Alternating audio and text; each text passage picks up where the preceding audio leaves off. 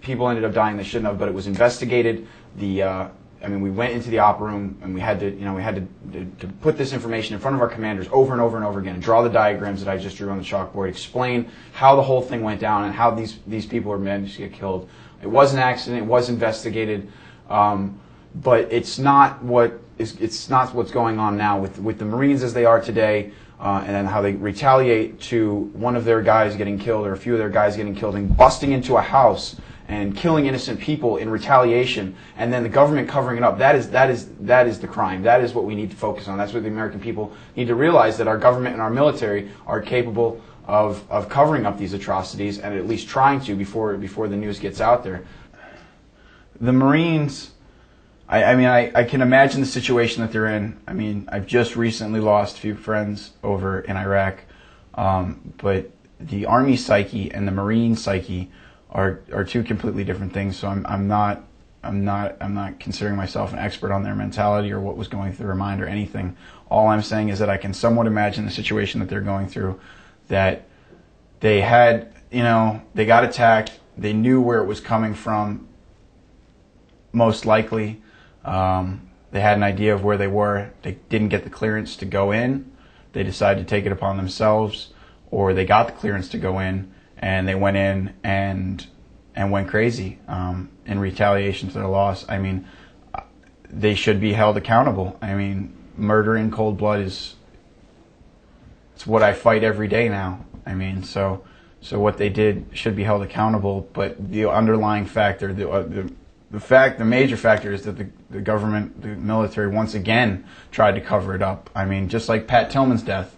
Pat Tillman was killed by fratricide. But for weeks after the incident, the military reported that he was killed by freedom fighters, by Taliban freedom fighters on the border of Pakistan and Afghanistan, which it wasn't true. I mean, my LT, my lieutenant, was his battle buddy. What happened was he got shot by his own men. I believe that they weren't even in a firefight at all. That they were doing target practice in a field. In a vast field, just shooting, and an accident happened that he was shot and killed by one of his own men, and the government covered it up. I mean, they had been trying to recruit Pat Tillman, and this was the more of the story, that the government and the military had been trying to recruit him to be a recruiter, to get him to go out to high schools and try to get people to come into the military because their retention is so low. And the military always misrepresents the facts. They always twist things to distort their image to make them look good. That's what the military is. I mean, I experienced it myself.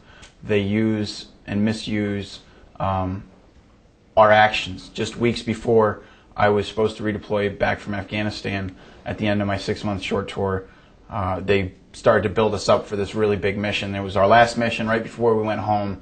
We started training, doing PT, really getting ready for this last mission, and then we're home. It was all over after this. So for about 2 weeks, we did PT twice a day. I mean, we built like a 20-foot by 20-foot sand terrain model of this terrorist training camp. We had satellite overlays. We had the topographical feature maps. And we knew everything. There was supposed to be 3 platoons of a battalion in a terrorist training camp in this remote part of Afghanistan, right near the Pakistan border. There were supposedly buildings, there were supposedly people and weapons caches, and CNN was with us. They got the whole thing, the build up, the training, everything. They got to record the whole thing. They got exclusive rights, and they got to until after the mission was done. They got to release the footage. So we got all this ammo. Like seriously, the guys had so much ammo that it was duct taped to their legs. Like saw rounds, 200 round saw drums taped to their legs with duct tape, because this mission was supposed to be huge. So we brought 800 pounds of C4. 800 pounds of C4 to whatever we needed to do with it. So we get in birds, we fly out there. I'm in the last lift. We get radio back as we're out there. The first bird is landing, and we're on our way out, and the ground is ice cold. That's the report. It's ice cold. There's nobody there. So we're like, great, busted mission. We just did all this work. We just did all this crap, and now we're not even getting to do anything. We get there, and everyone's sitting on their ass. They're just sitting there. They're having a good time, smoking cigarettes, eating whatever they stuffed in their pockets between ammo, and they're just sitting there waiting to figure out what to do. CNN has already walked up the hill. They're up there already. You know, they're doing whatever they want. The commander's pissed. The lieutenants are pissed. Nobody knows what's going on. But so they decided to tell us to just clear the place. Make sure the place is clear. Obviously, there's no one here. The buildings that were supposed to be there were rubble. I mean, they were like maybe a quarter of a wall was left. I was told to climb up this hill and clear a small hole that was in the side of the hill because there might be someone hiding in there with an AK-47 or RPG or something. So I walk all the way up this hole. I look down and there's a Slim Jim wrapper in the hole. And I mean, it was like obviously SF had been there, and they even stayed in the hole that I was clearing the night before. CNN, like I said, is up the hill. At this point, everybody's pissed, and we're carrying all this ammo. So they're like, you know what? We're going home. Let's spendex it. Let's go ahead and just blow it up. So there's a beautiful couple caves. So we take that 800 pounds of C4, and we decide to blow up the caves. The whole time, CNN's right there with the camera. It's cool stuff. The guy's just blowing stuff up, right? And then after that, they're like, oh, guys, you got all that ammo. Let's go out to the field and shoot it. We get online, and we're just blasting away. They take that footage. And then I go home, and I don't think about it.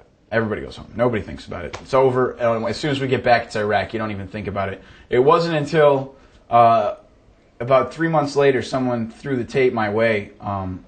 And actually, not only on that tape, but on a further note, on that tape was misrepresented footage that we were actually battling people in that area, that we were actually shooting people, and that we were blowing up the caves, and that there was a battle on the border. I believe was even the title of the news broadcast. On a different topic, I was located in Medical City in Baghdad before I had entered Mosul. We were located in Saddam's auditorium, which was right on, I believe, the Tigris River that runs right through Baghdad. Our objective was to secure Medical City and to allow the ambulances to get in and out and protect everybody and make sure everything ran smoothly so that the hospital could work. Not only did we protect the area, but the commander in charge decided it was a good idea to put snipers on the roof of the hospital, which is directly against Geneva Convention. It automatically makes that hospital a military target and is able to be shot at from the opposing force. That right there was always something in my mind that wasn't right, but maybe it had to be done, maybe it didn't. But my job was to sit in the ER and make sure that the patients and everything came through, and the family members would wheel in child after father, after son, after uncle, after just body after body, missing legs, missing holes in their body, heads, I mean blood, and these families are just screaming. And I mean, I spent weeks sitting there watching this. I mean, having the old men of the family who spoke English, were educated enough to sit down and explain to me what America was really doing to Iraq. It was intense. It was really ridiculously intense. I mean, it's some stuff I try not to think about too often, if at all. What we've done to their country, I mean, I can't even imagine if someone put us through that. After I got back from Iraq, I was done. I was spent. I knew what was going on. I knew it was BS. Everything that they were telling me. I got back and saw the turmoil that America was in, and the lies to the news networks, and it was at that point my commanders came to me and asked me for retention, and I told them no. Dylan was breaking through with me with information. I mean, he'd been sending me stuff overseas, about what he was researching, and then I hate to say it, I saw Fahrenheit 9/11, and then. And everything just crashing together. My world just kind of flipped, and I was like, "Holy crap, we did 9/11!" And I'm in the military-industrial complex, and I'm the trigger man. I'm my company's RTO. From that point, I went out and joined forces with Dylan Avery after the release of the first edition of Loose Change. Jumped in as producer, helped them in the creation of the second edition. And have been just out fighting for it day in and day out, just like guys like Alex, 24/7, just awake, pushing the 9/11 truth, trying to get Americans involved, getting them aware of the truth behind not only 9/11, but other false flag terrorist operations. And when I come home and I see this police state, and I see where America is right now, it's troubling to think how fast the media and the government could spin a story that would turn those guns away from the Iraqis and point them at American citizens. It's so easy. It's so easy for them to spin a news story and get those soldiers back here into the United States. Forget about Iraq. Make Americans happy shortly. Get them back in here. Have another terrorist attack.